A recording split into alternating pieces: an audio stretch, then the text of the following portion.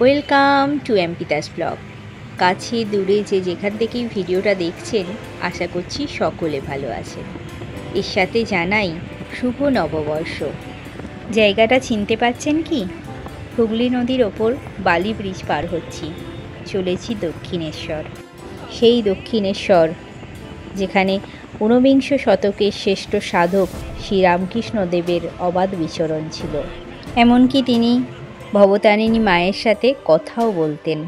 চলুন আজ ঘুরেই আসি সেই দক্ষিণেশ্বরে। ব্রিজ পার হওয়ার পরেই আমরা দক্ষিণেশ্বর ঢুকে গেছি। এবার বাঁদিকে টার্ন নিতে হবে। ওপরে স্কাইওয়াক মন্দিরে যাওয়ার, নিচে দিয়ে গাড়ির রাস্তা। এখানে ট্রেনে, বাসে বা এখন তো মেট্রো সবই পেয়ে যাবেন এই মন্দিরে আসার জন্যে। এখন খুবই সুবিধা করে দিয়েছে। ওপর দিয়ে তো স্কাইওয়াক হেঁটে গেলেই একবারে গেটের সামনে নামবেন, আর গাড়িও তাই পুরোপুরি গেটের কাছেই চলে যাবে এই রাস্তাটা দিয়ে।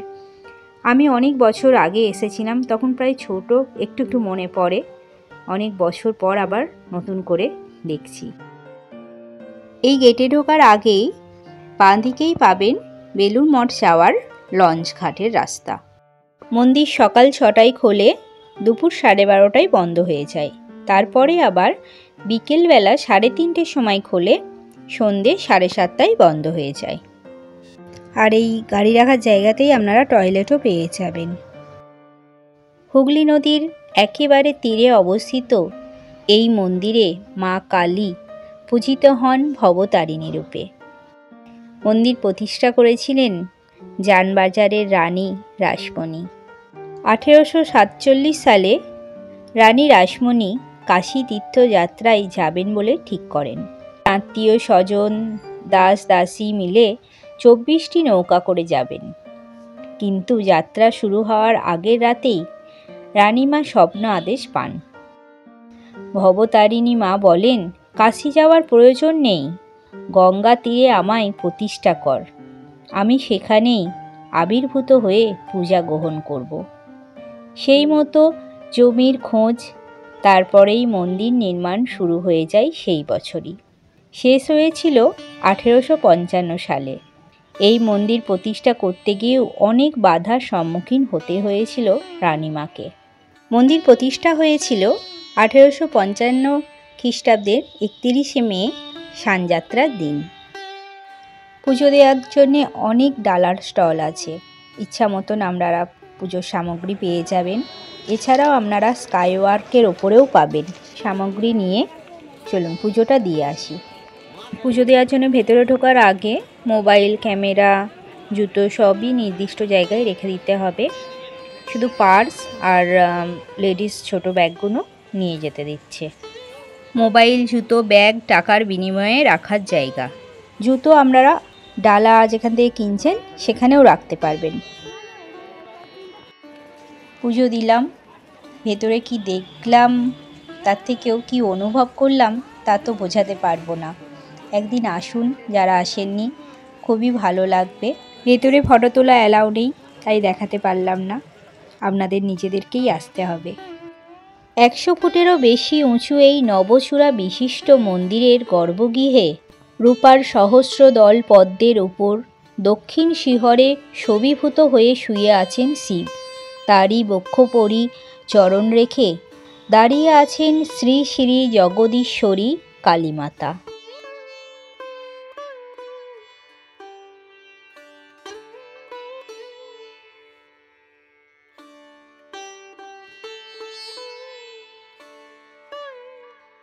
এখানে এই বইয়ের দোকান থেকে এই দক্ষিণেশ্বরের ইতিহাসের একটা বই নিলাম। তারপরেই যাচ্ছি গঙ্গা ঘাটের দিকে। এটা হচ্ছে রানী রাসমণির মন্দির। মন্দির প্রতিষ্ঠা নিয়েও কত রকম ঘটনা ঘটেছিল, তার মধ্যে একটা বলি। শাস্ত্র মতে মন্দির প্রতিষ্ঠার ভালো দিন কাছাকাছি না পেতে থাকায় রানীমা ঠিক করলেন যে কালী মূর্তিটা তৈরি হয়ে গেছে সেটা বাক্সে রেখে দেবেন, যাতে না ভেঙে বা নষ্ট হয়ে যায়। কিছুদিন পর মা কালী রানী রাসমণিকে স্বপ্নে দেখা দেন। বলেন, আমাকে আর কতদিন এইভাবে আবদ্ধ রাখবি, আমার যে বড় কষ্ট হচ্ছে, যত শীঘ্র পারিস আমায় প্রতিষ্ঠা কর। এরপর রানী রাসমণি বাক্স খুলে দেখেন কালীমার মূর্তি ঘেমে গেছে। এই ঘটনার কিছুদিনের মধ্যেই সানযাত্রার দিন মায়ের প্রতিষ্ঠা করেন। এখানে অনেক যোগী পুরুষদের মূর্তিও রয়েছে। আগে মন্দিরের ভেতর দিক দিয়েই গঙ্গার ঘাটে আসা যেত, তবে এখন সেখানটা বন্ধ করে দিয়েছে। আর এটা হচ্ছে নহবতখানা।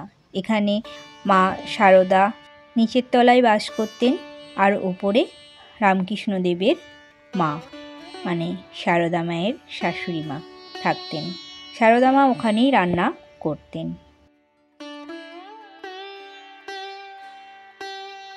যারা অনেক আগে এসেছেন এখানে অনেক কচুরির দোকান দেখতে পেয়েছেন।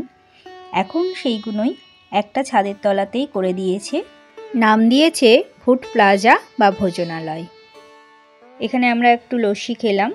এরপর আমরা দমদম যাব আত্মীয়র বাড়িতে, সেখানেই সব খাওয়া দাওয়া হবে।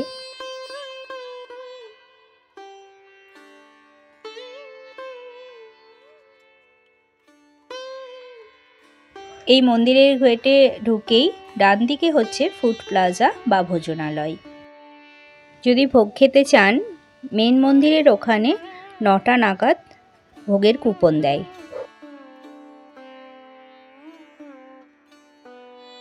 মন্দির প্রতিষ্ঠাকালে প্রথম প্রধান পুরোহিত ছিলেন শ্রী রামকৃষ্ণদেবের দাদা রামকুমার চট্টোপাধ্যায়।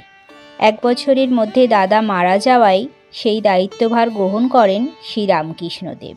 তারপর থেকেই আস্তে আস্তে এই মন্দিরে তার লীলা চলে। বেশ ভালো লাগলো। কিছুক্ষণ থাকার পর এবার আমরা বেরিয়ে পড়লাম। এখান থেকে এবার আমার একটা আত্মীয়র বাড়ি যাব। সেখানে গিয়ে একজনকে আপনাদের দেখাবো, মিষ্টি একটা ডগি যার নাম হচ্ছে চিনি।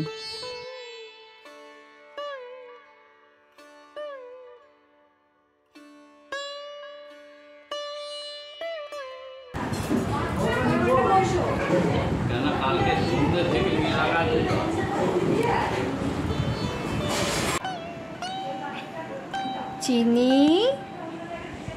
ওরে বাবা রে বাবা রে, ওরে বাবা, বস বস,